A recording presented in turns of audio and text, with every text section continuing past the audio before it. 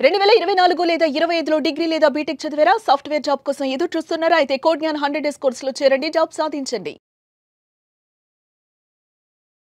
Welcome to Suman TV. నేను మీ Suman TV.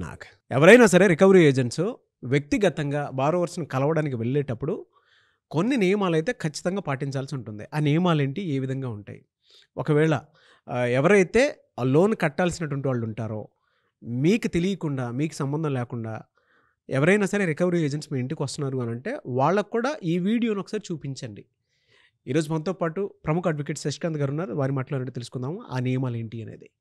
Hello sir. నమస్కారం నాగరాజ్ గారు. సార్, రికవరీ ఏజెంట్స్ కనుక వ్యక్తిగతంగా బారోవర్స్ ఇంటికి వెళ్ళేటప్పుడు తెలుసుకోవాల్సినటువంటి బేసిక్ ఫార్ములా అంటే రూల్స్ కొన్ని ఉంటాయి కదా, ఆ రూల్స్ ఏంటి సార్ అసలు? ఇది చాలా ఇంపార్టెంట్ అండి మీరు తీసింది. ఎందుకంటే ఒక కలెక్షన్ ఏజెంట్ హఠాత్తుగా ఇంటి ముందుకు వచ్చేసినప్పుడు వీళ్ళు కూడా ఏం అడగాలో ఒకటి తెలియదు వీళ్ళకి.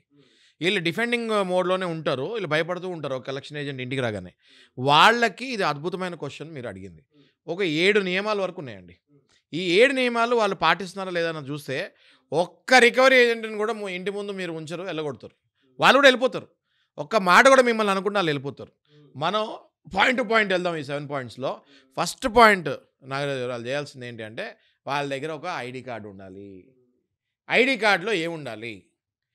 వాళ్ళ పేరు, వాళ్ళ ఫోటో, వాళ్ళ ఎంప్లాయీ కోడ్. మీరు బాగా గుర్తుపెట్టుకోండి. ఐడి కార్డులో వాళ్ళ పేరు, ఫోటో, ఎంప్లాయీ కోడ్ ఈ 3 ఉండాలి. దాన్ని ఫోటో మీరు తీసుకొని పెట్టుకోవాలి. అసలు ఈ ఐడి కార్డు లేకపోతే మీరు వాళ్ళతో మాట్లాడాల్సిన అవసరమే లేదు. స్ట్రైట్గా ఇంట్లో నుంచి 100 కొట్టండి, ఎవడో వచ్చాడు మమ్మల్ని టార్చర్ పెడుతున్నాడని వాళ్ళు తీసుకోబోతారు వచ్చి. ఇంకోటి నెక్స్ట్ సెకండ్ పాయింట్ నాగరాజు గారు, ఎవరైనా కూడా కలెక్షన్ ఏజెంట్ బారోవర్ అంటే అప్పు చేస్తున్న వ్యక్తికి ఇన్ఫార్మ్ చేసి రావాలి. ఏ టైంకి వస్తున్నానో అని చెప్పి రావాలి. నన్ను పలానా బ్యాంక్ పంపిస్తుంది అని అనుమతి లేక పర్మిషన్ లెటర్, అప్రూవల్ లెటర్ తోటి వాళ్ళ ఇంటికి రావాలి. ఎవరు పడితే వాళ్ళు ఐడి కార్డు వేసుకొని వస్తానికి లేదు. ఫస్ట్ పాయింట్ చెప్పాను కదా, ఆ ఫస్ట్ పాయింట్లో ఐడి కార్డు ఉండాలి. ఐడి కార్డుతో పాటు ఒక లెటర్ ఉండాలి. నేను కాదు చెప్పేది ఆర్బీఐ గైడ్లైన్స్లో ఉంది. They have to take a permission letter from the bank to represent the bank for the visitation of that particular client. ఆ పర్టికులర్ వ్యక్తి పేరు ఉండాలి.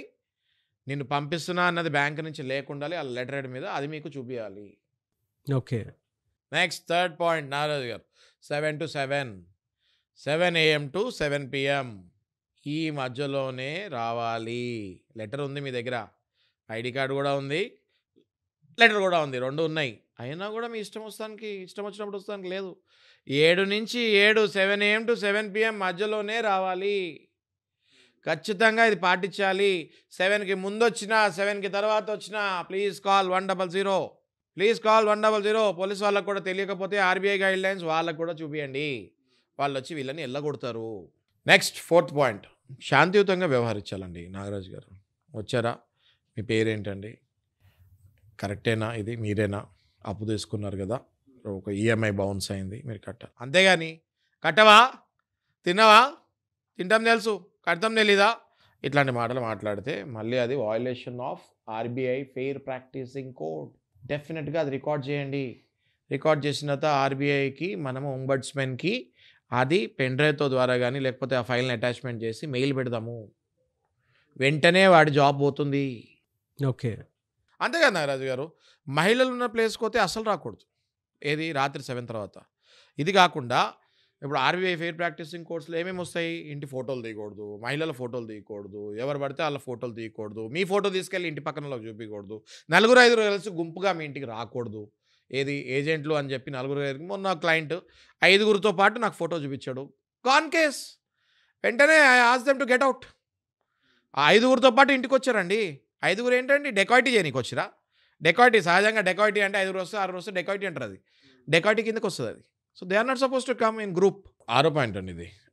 ఏజెంట్ మాట్లాడేటప్పుడు, మహిళలతో మాట్లాడేటప్పుడు డిస్టెన్స్ మెయింటైన్ చేయాలి. ఒక మహిళతో ఒక ఏజెంట్ మాట్లాడుతున్నాడు, 1 feet 1/2 feet డిస్టెన్స్కి వచ్చి మాట్లాడకూడదు. సెక్షన్ 354 పడుతుంది నీ మీద.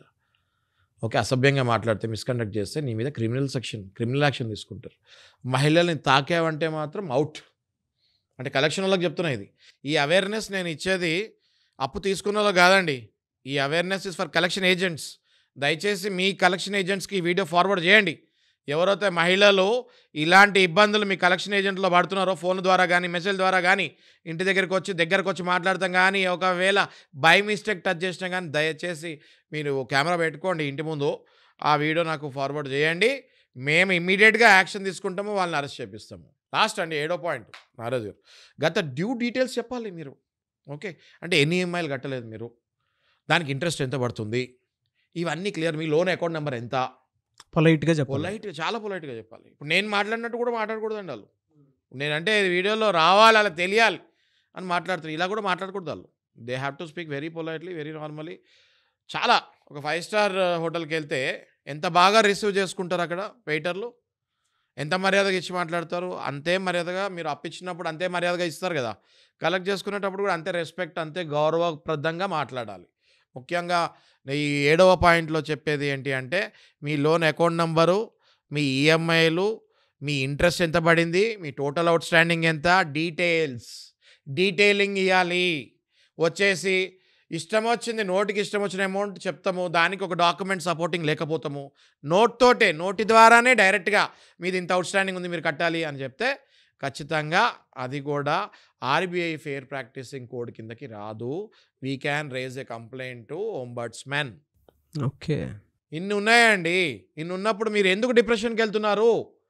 మర్యాదపూర్వకంగా కలెక్షన్లతో మాట్లాడడానికి అందరూ కస్టమర్లు రెడీ ఉన్నారండి. నాగరాజు గారు అందరూ రెడీ ఉన్నారు. సార్ నార్మల్గా మాట్లాడుకుంటాం, మేము రెడీ ఉన్నాం సార్. అసలు వాడు వినట్లేదు సార్, వినట్లేదు అన్నప్పుడు మేము కూడా వినము రండి అంటున్నాను నేను. వాళ్ళు వినప్పుడు మేము కూడా వినము రండి. వాళ్ళంటే అడ్వకేట్ దగ్గర రండి, సలహాలు తీసుకోండి. ఉక్కు ఎలా బిగించాలో కలెక్షన్ వాళ్ళకి అలా బిగియండి. కలెక్షన్ వాళ్ళు గుండాలు రౌడీలు తయారవుతున్నారండి ఈ మధ్య.